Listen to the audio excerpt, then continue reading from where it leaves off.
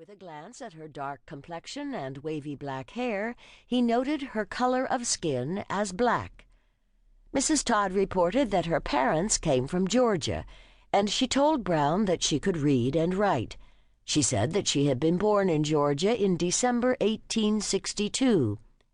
If Brown remembered his history, he might have wondered if Ada Todd had been born a slave. That question was not on his list, though, and he would not have asked. Mrs. Todd then told Brown about her husband, James. She said that she had married him 18 years earlier, in 1882. He was a black man, some 20 years her senior. Born in the West Indies, he had come to the United States in 1870, she said. Now a naturalized citizen, he had a job as a traveling steelworker.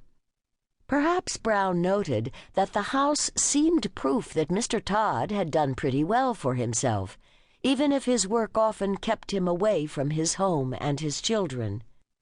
Mrs. Todd explained that there had been 5, the 4 still at home, and a 5th who had died as a toddler. Edward Brown took pride in the accuracy of his records, in the neat way in which he filled in the 1,350 blank boxes on each of his census sheets, recording into being a portrait of the polyglot neighborhood springing up in the sparsely settled borough of Queens. And so he would have been stunned to learn that almost nothing Mrs. Todd told him was true. To begin with, she had knocked 2 years off her age, a gesture of vanity, perhaps, and she and her husband had been married for 12 years, not 18, a fact of which Mrs. Todd was surely aware, and a lie that seems hard to fathom since the children's ages raised no questions about their legitimacy. But the other untruths were more stunning. Her husband was not black.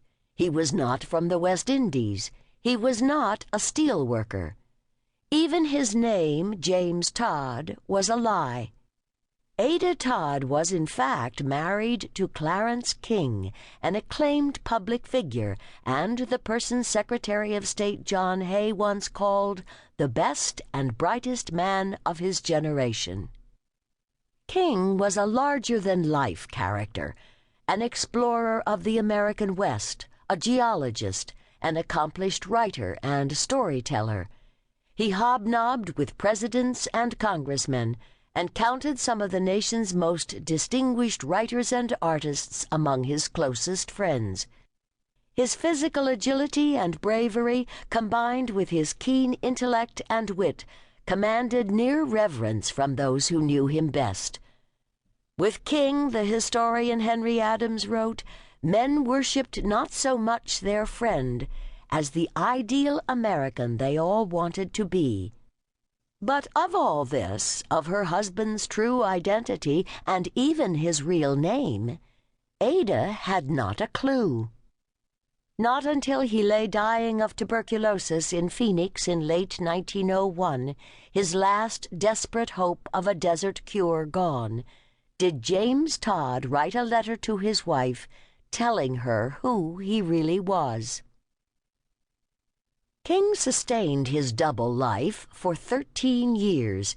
He lived as the celebrated Clarence King, a man who traced his English ancestry back to signers of the Magna Carta, in his workplaces, in the homes of his friends, in his Manhattan clubs. But he was James Todd, the black working man, when he went home to his wife and children in Brooklyn and later in Queens. His well-to-do friends in New York and his family back in Newport, Rhode Island, thought him a bachelor. They never knew about Ada, and she knew nothing of them. Secrecy bounded his separate worlds. An attentive watchfulness governed his every move. No wonder King found married life fraught and complicated. Ada, however, found nothing particularly clandestine about her domestic life. She might sometimes find it hard to understand why she never met her husband's family or friends, or difficult to explain to neighbors why he was so often away. But her life as Ada Todd